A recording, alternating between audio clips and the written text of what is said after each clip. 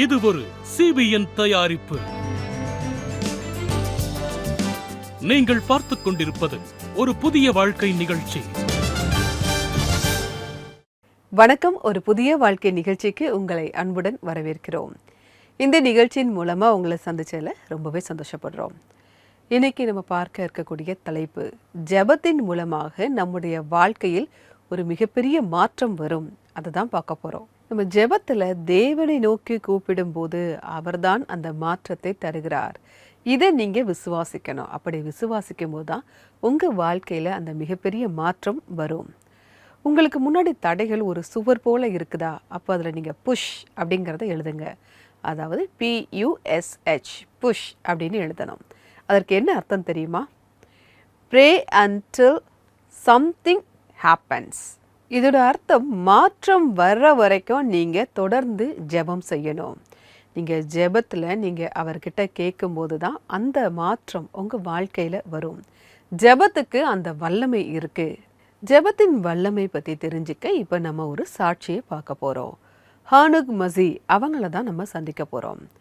இவங்களுக்கு நிறைய கஷ்டங்கள் இருந்தாலும் கூட ஜெபத்தின் மூலமாக இவங்களுடைய வாழ்க்கையில் ஒரு பெரிய மாற்றம் வந்திருக்கு.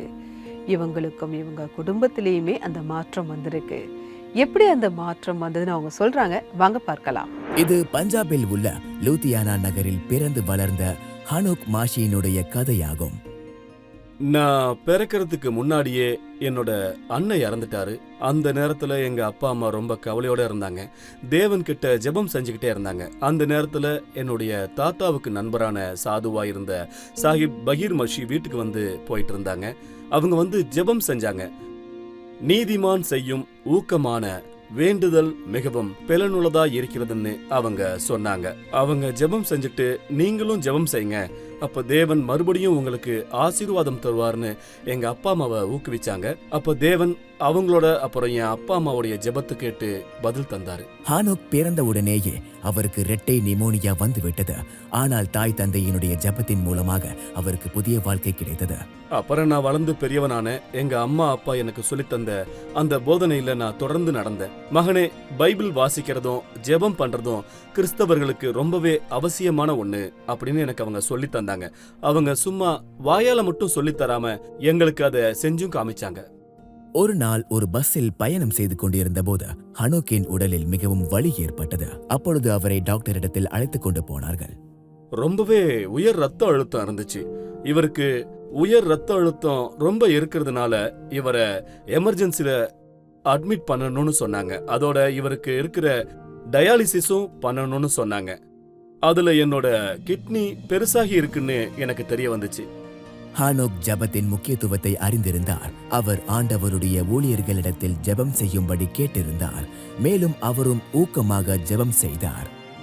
நான் இப்படி பின்னாடி கை வச்சு தூங்கிக்கிட்டு இருந்தேன். அப்ப திடீர்னு நான் இழுக்கப்பட்ட மாதிரி, யாரோ என்னை இழுத்த மாதிரி எனக்கு தெரிஞ்சது. அப்ப இருந்து எனக்கு எந்த ஒரு வலியும் வரல, எந்த ஒரு பிரச்சனையும் வரல. என்னோட கிட்னியும் சரியாயிடுச்சு. பிறகு 2005இல் ஹானோக் அமெரிக்காவிற்கு சென்று விட்டார். நாட்கள் கடந்து சென்றது. திடீரென்று ஒரு நாள் இப்படி நடந்தது. எனக்கு ஒரு மகன் பிறந்து அவனுக்கு 1 வயசு ஆனப்ப என்னோட வயசு ஒரு 43 இருக்கும். எனக்கு அப்ப தொடர்ந்து ஹார்ட் அட்டாக் வர ஆரம்பிச்சது. நீங்க எப்படி உயிரோட இருக்கீங்கன்னு டாக்டர் என்கிட்ட கேட்டாரு. எனக்கு தெரியாதுன்னு நான் சொன்னேன். உங்களுக்கு தெரியுமா, உங்களுடைய ஹார்ட் 100% அடைக்கப்பட்டிருக்குன்னு சொன்னாங்க. அப்புறம் ஒவ்வொரு வருஷமும் மறுபடியும் கிட்டத்தட்ட ஒரு 5-6 தடவை ஹார்ட் அட்டாக் வந்துச்சு. எனக்கு அது சரியா ஞாபகம் கூட இல்ல. ஒரு 6 வருஷம் அப்படியே போச்சு. 2023 மார்ச் 23 எனக்கு பைபாஸ் சர்ஜரி நடந்துச்சு. ஹானோக்கின் வாழ்க்கையில் நிறைய கடினமான சூழ்நிலைகள் வந்தது. ஆனால் அவர் ஒவ்வொரு தடவையும் ஆண்டவர் இயேசு கிறிஸ்துவை கூப்பிட்ட போது அவருக்கு வல்லமை கிடைத்தது. என் ஆத்துமாவே கர்த்தரை ஸ்தோத்திரி, அவர் செய்த சகல உபகாரங்களையும் மறவாதேன்னு வசனத்துல எழுதிருக்கு. இந்த வசனம் எனக்கு நிறைய ஆறுதல் தந்துச்சு. தேவன் எனக்கு பாடல்கள் தர ஆரம்பிச்சாரு. நான் என்னோட முதல் பாட்டா, நான் உம்முடைய எலும்பில் எலும்பும் மாம்சத்திற்கு மாம்சமும் ஆனவன், உம்முடைய ரத்தத்தில் ரத்தமும் ஆனவன் எழுதினேன்.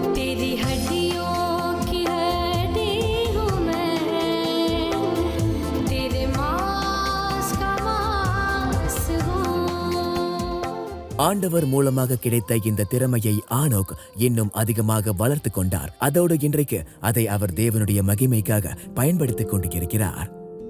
இன்னைக்கு உங்களுக்கான என்னோட செய்தி இதுதான். நீங்க தொடர்ந்து ஜெபம் பண்ணுங்க, முழங்கால்ல நில்லுங்க. எவ்வளவு கடினமான சூழ்நிலையா இருந்தாலும் சரி, சூழ்நிலைகள் எவ்வளவு மோசமா இருந்தாலும் சரி, நீங்க ஜெபம் பண்ணவும் பைபிள் வாசிக்கவும் முழங்கால்ல நிக்கவும் செய்வீங்கன்னா தேவனால உங்களை எப்படிப்பட்ட சூழ்நிலையில இருந்தும் வெளியே கொண்டு வர முடியும். தேவன் கடந்த நாட்கள்ல எனக்கு ஒரு பாட்டை தந்தாரு. என்ன படைப்பதற்கான திறமை என்னோட தேவனுக்கு இருக்கு. என்னோட பலவீனத்தை பலமா மாற்றுவதற்கான வல்லமை அவருக்கு இருக்கு. मेरा खुदा मेरे बनाने का हुनर रखता है. நன்றி ஆனக் சார், உங்களுடைய சாட்சி எங்களுக்கு ஒரு உத்வேகத்தை கொடுத்திருக்கு. உங்களுக்கு கஷ்டமான நேரங்கள் இருந்தாலும் கூட நீங்க தொடர்ந்து ஜெபம் செஞ்சிருக்கீங்க. தேவனும் உங்களை கைவிடலை. நீங்க ஜெபம் செஞ்சப்போ உங்க வாழ்க்கையில எப்படி ஒரு மாற்றம் வந்தது அப்படிங்கிறத எங்களால் பார்க்க முடியுது. பைபிளில் யோபுவுக்கு எப்படி ஒரு கஷ்டம் வந்ததோ, ஆனால் 2 மடங்கா தேவன் அவருக்கு திரும்ப கொடுத்தாரு. அதே மாதிரி உங்களுடைய வாழ்க்கையிலுமே நீங்கள் ஜெபத்தை விடாமல் இருந்திருக்கீங்க, தேவனை சார்ந்து இருந்திருக்கீங்க. நாமும் கூட தொடர்ந்து ஜெபிக்க வேண்டும், பைபிள் வசனங்களை வாசிக்க வேண்டும். நம்முடைய வாழ்க்கையில் எதிர்பார்த்திருக்கும் அந்த மாற்றங்களை தேவன் தருவார். பைபிளில் ஒரு சம்பவம் இருக்கு. 2 ராஜாக்கள் 18ஆம் அதிகாரத்தில் இந்த சம்பவம் இருக்கு. எசேக்கியா ராஜா ஒரு நல்ல ராஜாவா இருந்தாரு. அவருடைய காலத்துல அசிரியா ராஜா கிட்ட இருந்து ஒரு கடிதம் வந்தது. அதுல என்ன இருந்தது அப்படின்னா, நாங்க உங்க நாட்டை முற்றுகையிட்டு சிறை பிடிப்போம் அப்படின்னு ஒரு கடிதத்தை அனுப்பியிருந்தாங்க. இதே நிலைமையில நம்ம இருந்தா நம்ம என்ன செய்வோம்? நம்ம அங்கேயும் இங்கேயும் அலைவோம், யார் யாருக்கோ ஃபோன் பண்ணுவோம், எல்லா முயற்சியும் செய்வோம். ஆனால் இந்த எசேக்கியா ராஜா என்ன பண்ணார் தெரியுமா? அந்த கடிதத்தை எடுத்துட்டு நேரே அவர் ஆலயத்துக்கு போனார். அங்கே தேவ சமூகத்தில் அந்த கடிதத்தை விரித்து வைத்து தேவனுக்கு முன்பாக முகம் குப்புற விழுந்து, எங்களுக்கு உதவி செய்ய யாருமே இல்லையே தேவனே அப்படின்னு அவர் ஜெபம் செய்கிறாரு. அந்த மக்களும் கூட அவரோட சேர்ந்து ஒருமனப்பட்டு ஜெபம் செய்கிறாங்க. தேவன் ஒரு நல்ல பதிலை தந்தார். நம்முடைய பிரச்சனைகளுக்கு முதல்ல நம்ம தேவனுக்கு முதலிடம் தரும்போது ஒரு அதிசயத்தக்க ஒரு பெரிய அற்புதத்தை தேவன் செய்வார். தேவன் ஒரு தேவ தூதனை அனுப்புகிறாரு. அந்த தேவ தூதன் 1,80,000 அசீரிய போர் வீரர்களை கொன்னுட்டாரு. மீதமிருந்த அசீரிய போர் வீரர்கள் எல்லாருமே பயந்து ஓடிட்டாங்க. அந்த இடத்துல எசேக்கியா ராஜாவுக்கு ஒரு மிகப்பெரிய வெற்றி கிடைக்குது. இன்னைக்கு உங்களுடைய வாழ்க்கையில் ஒரு மிகப்பெரிய போராட்டம் வருது, சவால்கள் வருது அப்படின்னா நீங்கள் யாருக்கிட்ட முதலாவது போகிறீங்க? அதை பார்த்து பயப்படுறீங்களா? அதை பார்த்து கலக்கம் அடையிறீங்களா? நீங்கள் யாருக்கிட்டையுமே போகாமல் எசேக்கியா ராஜா செஞ்சது போலவே தேவனுடைய சமூகத்திற்கு முன்பாக அந்த பிரச்சனையை நீங்கள் கொண்டு போய் ஜெபிக்கும் போது உங்கள் வாழ்க்கையில் ஒரு மிகப்பெரிய மாற்றத்தை உங்களால் பார்க்க முடியும். உங்களுக்காக பைபிள்லேருந்து ஒரு வசனத்தை வாசிக்கிறேன். ரோமர் 8ஆம் அதிகாரம் 31ஆம் வசனம். இவைகளை குறித்து நாம் என்ன சொல்லுவோம்? தேவன் நம்முடைய பட்சத்தில் இருந்தால் நமக்கு விரோதமாய் இருப்பவன் யார்? தேவன் நம்ம கூட இருக்கும்போது யாராவது நம்மளை எதிர்த்து நிற்க முடியுமா? தேவனை விட பெரிய ஆட்கள் யாராவது இருக்காங்களா? அதனால் நீங்கள் தேவனை சார்ந்து இருந்துக்கோங்க. அவர் உங்கள் பக்கத்தில் இருக்கும்போது அவர் உங்களுக்காக யுத்தம் பண்ணுவார். நிச்சயமாக உங்களுக்கு வெற்றி கிடைக்கும். நீங்கள் தொடர்ந்து ஜெபிக்க வேண்டும். ஒருவேளை உங்களுக்கு ஜெபிக்க தெரியல அப்படின்னா நீங்கள் எங்களுடைய CBN ப்ரேயர் லைனுக்கு கால் பண்ணலாம். எங்களுடைய நம்பர் 9940401010. இந்த நம்பருக்கு நீங்கள் வாட்ஸ்அப்பும் அனுப்பலாம். உங்களுக்காக ஜெபிக்க நாங்கள் தயாராக காத்துக்கிட்டு இருக்கோம். இப்போது வருவது ஒரு சிறிய இடைவேளை. இடைவேளைக்கு பிறகு ஏதேனும் சந்தேகம் பகுதியை பார்ப்போம்.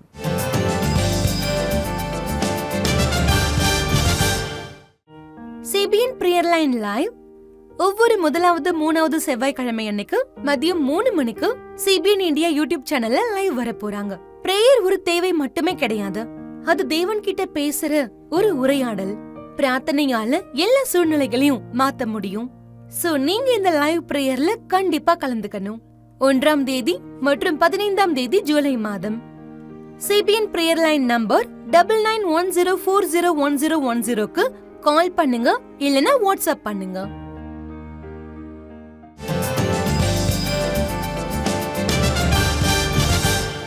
வெல்கம் பேக் டு ஒரு புதிய வாழ்க்கை. ஜெபத்தின் மூலமாக நம்முடைய வாழ்க்கையில் ஒரு மிகப்பெரிய மாற்றம் வரும். இதை தான் நம்ம பார்த்துக்கிட்டு இருக்கோம்.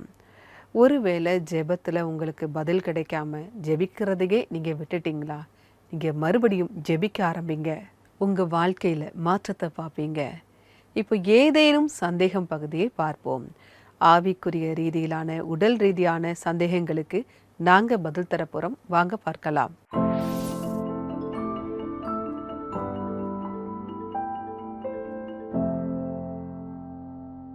வந்திருக்கக்கூடிய முதல் கேள்வி பார்க்கலாம்.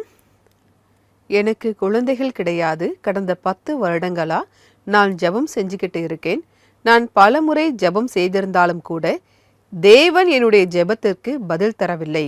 குழந்தை பாக்கியம் பெற எனக்கு தகுதி இல்லையா என்று ஒரு சகோதரி கேட்டிருக்காங்க. உங்கள் கேள்வியிலிருந்தே நீங்கள் எவ்வளோ கஷ்டப்படுறீங்க அப்படிங்கிறத எங்களால் புரிஞ்சுக்க முடியுது. உங்களுடைய ஜெபத்தை தேவன் கேட்டுக்கிட்டு தான் இருக்காரு. உங்களை குறித்த தேவனுடைய நோக்கம் என்ன அப்படிங்கிறது எனக்கு தெரியாது. ஆனால் தேவனுக்கு உங்களை குறித்து நன்றாக தெரியும். நீங்கள் தொடர்ந்து ஜெபம் செஞ்சுக்கிட்டே இருங்க. ஜெபம் செய்யாத மட்டும் நீங்கள் விட்டுறவே செய்யாதீங்க. அன்னாள் மாதிரி, ராகேல் மாதிரி, ஆபிரகாம் சாராள் மாதிரி, அது மட்டும் இல்லை சகரியா அவங்க மாதிரி நீங்கள் தொடர்ந்து ஜெபித்து கொண்டே இருங்க. நான் நிறைய பேரை பார்த்துருக்கேன். கல்யாணமாகி ரொம்ப வருஷம் கழித்து குழந்தை பிறந்தவங்கள கூட நான் என் குடும்பத்திலேயே பார்த்துருக்கேன். அதனால் நீங்கள் ஜெபிக்கிறத மட்டும் விடவே செய்யாதீங்க. நீங்கள் தொடர்ந்து ஜெபிக்கும்போது இந்த காத்திருப்பு நேரத்தில் தேவன் உங்களுக்கு ஒரு பெரிய சமாதானத்தையும் தருகிறார். வந்திருக்கக்கூடிய அடுத்த கேள்வியை பார்க்கலாம். எனக்கும் என்னுடைய கணவருக்கும் நடுவில் பிரச்சனைகள் இருக்கின்றன. நான் இவைகளுக்காக ஜெபம் செய்கிறேன். ஆனால் இப்பொழுது நான் நம்பிக்கை இழந்துவிட்டேன். எனக்கு உதவி செய்யுங்கள். இதை ஒரு சகோதரி கேட்டிருக்காங்க. நீங்கள் ரொம்ப வேதனையில் இருக்கீங்க அப்படிங்கிறது உங்களுடைய இந்த மெசேஜ் மூலமாக எங்களுக்கு தெரியுது. ஒருவேளை இப்போ இந்த நிகழ்ச்சியை நீங்கள் பார்த்துக்கிட்டு இருக்கலாம். நீங்கள் மனமுடைஞ்சு போயிடாதீங்க, நீங்கள் சோர்ந்து போகாதீங்க, நீங்கள் தொடர்ந்து ஜெபம் பண்ணுங்க. நான் உங்களுக்கு என்ன சொல்கிறேன்னா, நீங்கள் பைபிள் வசனங்களை வாசிக்க ஆரம்பிங்க. நீங்கள் பைபிள் வசனங்களை வாசிக்கும்போது நம்பிக்கை நமக்கு கிடைக்கும், ஒரு தைரியம் கிடைக்கும், ஒரு சமாதானம் நமக்குள்ளே கிடைக்கும், ஒரு ஆறுதலும் கிடைக்கும். இந்த தைரியம், நம்பிக்கை, ஆறுதல் வேற எங்கேயுமே கிடைக்காது. பைபிள் வசனங்களை நீங்கள் வாசிக்கும்போது அந்த வசனங்கள் நம்ம கூட பேசும், அது நம்மை தைரியப்படுத்தும். ஒருவேளை எங்ககிட்ட சொல்ல முடியாத பிரச்சனைகள் கூட உங்களுக்கு இருக்கலாம். ஆனால் தேவனுக்கு எல்லாமே தெரியும். நீங்கள் தொடர்ந்து ஜெபிக்கும் போது, பைபிள் வசனங்கள் வாசிக்கும் போது உங்களுக்கு ஒரு பலனும் வல்லமையும் கிடைக்கும், ஒரு ஆறுதலையும் அது தரும். தொடர்ந்து ஜெபம் பண்ணுங்க, பைபிள் வசனங்களை நீங்கள் வாசிங்க. இந்த நிகழ்ச்சியை பார்த்துட்டு இருக்கக்கூடிய உங்களுக்கும் இது போன்ற ஏதேனும் சந்தேகம் இருந்தால் எங்களுக்கு தெரியப்படுத்தலாம். எங்களுடைய நம்பர் 9910401010. இந்த நம்பருக்கு வாட்ஸ்அப்பில் அனுப்பலாம். ஏதேனும் ஜெப தேவை இருந்தாலும் இந்த நம்பருக்கு அனுப்பலாம். உங்களுக்காக ஜெபிக்க நாங்கள் தயாராக காத்துக்கிட்டு இருக்கோம். இப்போது வருவது ஒரு சிறிய இடைவேளை. இடைவேளைக்கு பிறகு சேர்ந்து ஜெபிப்போம்.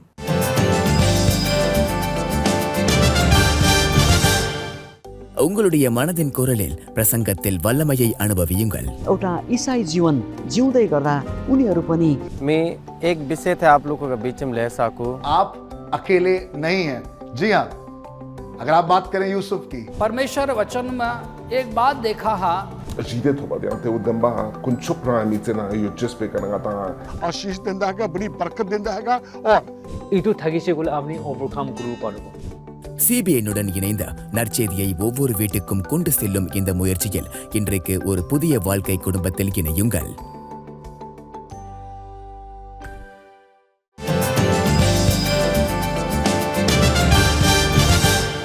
வெல்கம் பேக் டு ஒரு புதிய வாழ்க்கை.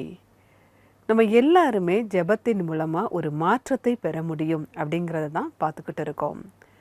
நம்ம வாழ்க்கையில் நமக்கு பிடிக்காத ஒரு கஷ்டமான சூழ்நிலை நமக்கு இருக்க தான் செய்யுது. அதிலிருந்து ஒரு மாற்றம் வரணும் அப்படிங்கிறது எல்லாருடைய எதிர்பார்ப்பாகவும் இருக்குது. எனக்கு ஒரு நல்ல வேலை கிடைக்கணும், எனக்கு ஒரு நல்ல படிப்பு கிடைக்கணும், எனக்கு நல்ல ஒரு ஆரோக்கியமாக இருக்கணும், என்னோடய நோய்கள் எல்லாம் குணமாகணும், என்னுடைய குடும்ப உறவுகள் எல்லாம் பலப்படணும். இப்படி ஏதாவது ஒரு எதிர்பார்ப்பு நமக்குள்ளே இருக்க தான் செய்யுது. சில நேரம் நம்ம ஜெபிக்கும் போது நம்ம எதிர்பார்க்கின்ற அந்த மாற்றங்கள் வராது. அது தேவனுடைய நோக்கமாகவும் இருக்கலாம். அப்படி அவருடைய நோக்கமாக இருக்குது அப்படின்னா அந்த மாற்றம் வராமல் இருப்பதே நல்லது தான். பைபிளில் நம்ம பவுலை பற்றி பார்க்குறோம். அவருக்கு ஒரு முள் இருந்தது அப்படின்னு பார்க்குறோம். அது என்ன அப்படிங்கிறது நமக்கு தெரியாது. ஆனாலும் அந்த முள் நீங்கும்படி அவர் 3 முறை ஜெபம் செய்கிறாரு. அதற்கு தேவன் மறுமொழியா என்ன சொல்றார் தெரியுமா? என் கிருபை உனக்கு போதும், பலவீனத்திலே என் பலன் பூரணமாய் விளங்கும் அப்படின்னு சொல்றாரு.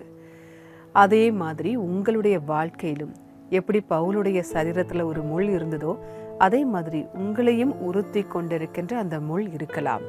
இது என்னை விட்டு நீங்க கூடாதா அப்படின்னு நீங்க ஜெபிக்கலாம். உங்களுக்கும் கூட தேவன் தரக்கூடிய வார்த்தை, என் பலன் உனக்கு போதும், என் கிருபை உனக்கு போதும். இப்போ நம்பிக்கையோட நம்ம எல்லாருமே சேர்ந்து ஜெபிப்போம். தேவன் இதயத்தை பார்க்கிறார். ஸோ நம்முடைய இதயத்தின் ஆழத்திலிருந்து அவரிடத்தில் நாம் ஜெபிப்போம். அன்பின் பரலோக பிதாவை, இந்த நேரத்திற்காக நன்றியோடு உம்மை துதிக்கிறோம் அப்பா. நீங்கள் எங்களுடைய ஜெபங்களை கேட்கிற தகப்பனா இருக்கீங்க. எங்களுடைய ஜெபத்திற்கு பதில் தரவங்களாகவும் நீங்கள் இருக்கீங்கப்பா. அதன் மூலமாக எங்கள் வாழ்க்கையில் மிகப்பெரிய மாற்றத்தை நீங்கள் கொண்டு வரீங்க ஆண்டவரே. அதற்காக உமக்கு நன்றி ஆண்டவரே. இப்பா இந்த நேரத்தில் தகப்பனே, குழந்தை பாக்கியத்திற்காக, நிம்மதிக்காக அப்பா, குடும்ப உறவுகள் ஒன்றா இணையணும் அப்படின்ட்டு எதிர்பார்த்து காத்திருக்கிற எல்லாருக்காகவும் ஜெபிக்கிறோம் ஆண்டவரே. அவங்களுடைய எல்லா தேவைகளையும் நீங்கள் சந்திங்க, நீங்கள் பூர்த்தி பண்ணி தாங்க ஆண்டவரே. அப்பா உங்கள் மேலே நம்பிக்கை வைக்க நீங்கள் உதவி செய்யுங்க கர்த்தாவே. அப்பா ரொம்ப வருஷமாக ஜெபம் செஞ்சோம், என்னுடைய ஜெபத்திற்கு இன்னும் பதில் தரலையேன்னு அப்பா கைவிட்டவங்களுக்காக உங்களுடைய சமூகத்தில் வருகிறோம் அப்பா. அவங்க மறுபடியும் ஜெபிக்க நீங்கள் உதவி செய்யுங்கப்பா. அவங்க மனசில் இருக்கக்கூடிய சந்தேகங்களை நீங்கள் நீக்குங்கப்பா. எல்லா விரக்தி, மன சோர்வுகள் அவங்கள விட்டு போகட்டும். புது நம்பிக்கையும் புது பலத்தையும் தாங்க ஆண்டவரே. உங்கள் கிருபை எங்களுக்கு போதும் ஆண்டவரே. உங்கள் கிருபையால் எல்லாரையும் நிரப்புங்க. மீட்பர் இயேசு மூலமாய் ஜெபம் கேளும் பரமபிதாவே. ஆமீன், ஆமீன். நாம் வல்லமையான தேவனிடத்தில் ஜெபித்திருக்கிறோம். நிச்சயமாகவே அவர் உங்களுடைய வாழ்க்கையில் ஒரு பெரிய மாற்றத்தை தருகிறார். பழசு எல்லாத்தையுமே மறந்துருங்க, எல்லாமே புதிதா இருக்கு. ஜெபத்தை குறித்த இன்றைக்கான வேத வசனம் என்ன அப்படிங்கிறத பார்க்கலாம். ஆதலால் நீங்கள் ஜெபம் பண்ணும்போது எவைகளை கேட்டுக்கொள்வீர்களோ அவைகளை பெற்றுக்கொள்வோம் என்று விசுவாசியுங்கள், அப்பொழுது அவைகள் உங்களுக்கு உண்டாகும் என்று சொல்லுகிறேன். மார்க்கு 11:24. ஆண்டவராகிய இயேசு கிறிஸ்துவே இந்த வார்த்தைகளை சொல்லி இருக்காரு. நீங்க ஜெபிக்கும் போது நீங்க விசுவாசத்தோடு நீங்க அதை ஜெபிக்கணும். கிடைக்கும் அப்படின்னு நீங்க ஜெபிக்கும் போது நிச்சயமா அது உங்களுக்கு தேவன் தருகிறார். நம்பிக்கையோடு நம்ம ஒரு ஜெபம் செஞ்சாதான் நமக்கு அது கிடைக்கும். இப்போது ஒரு ஆராதனை பாடலை பார்க்கலாம். இந்த பாட்டை Smriti of Jesus Care Ministry சர்ச்சை சேர்ந்தவங்க இளம் தலைமுறையினருக்கு இந்த பாட்டை டெடிகேட் பண்றாங்க. வாங்க பார்க்கலாம்.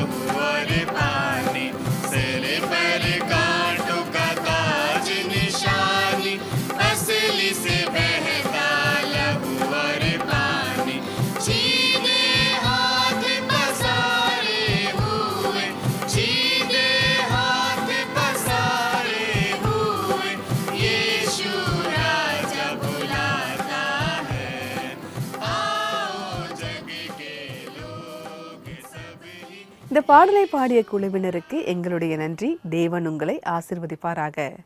தேவனுடைய ராஜ்யம் எல்லாருக்குமானது.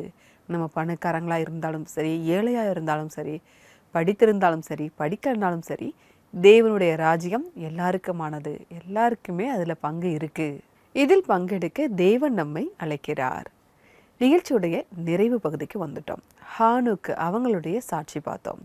அவங்க வாழ்க்கையில் கஷ்டமான நேரத்திலையும் தேவன் அவங்க கூடவே இருந்தார், வெற்றியை கொடுத்தார் அப்படிங்கிறத பார்க்குறோம்.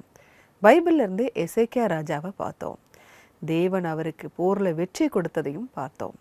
நம்ம தொடர்ந்து ஜெபிக்கும் போது நம்முடைய வாழ்க்கையில் தேவனுக்கு முதலாவது இடத்தை நாம் தரும்போது தேவன் நமக்கு வெற்றியை தருகிறார். இது உங்களுக்கு நல்லா புரிஞ்சிருக்கும் அப்படின்னு நாங்கள் நம்புகிறோம். நான் வேறொரு எபிசோடில் உங்களை சந்திக்கிறேன். அதுவரை கர்த்தருடைய கிருபை உங்கள் அனைவரோடும் கூட இருப்பதாக. God bless you.